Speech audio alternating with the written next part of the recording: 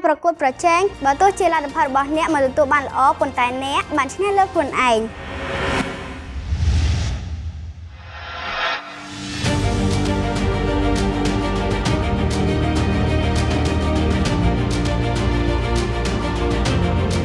ប្រកួតប្រជែងគឺជាការខិតខំប្រឹងប្រែងដើម្បីយកឈ្នះនិងឈ្នះនៅលើគោលដៅដែលយើងបានកំណត់ទី2ទទួលបានការអភិវឌ្ឍនិងគំនិតផ្សេង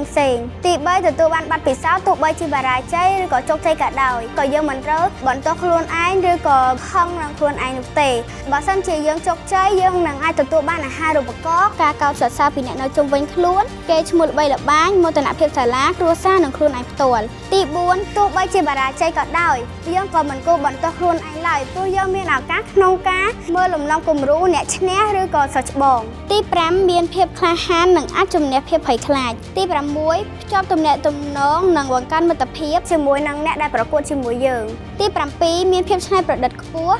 You the queen are the very fairest of them all but Snow White is more beautiful than you ជាចុងក្រោយនាងខ្ញុំសូមលើកទឹកចិត្តដល់សិស្សានុសិស្សចូលរួមក្នុងការប្រកួតប្រជែងឲ្យបានច្រើនបើទោះជាលទ្ធផលរបស់អ្នកមិនទទួលបានល្អប៉ុន្តែអ្នកបានឈ្នះលើខ្លួនឯងក៏បន្តទៅមុខដើម្បីភាពជោគជ័យ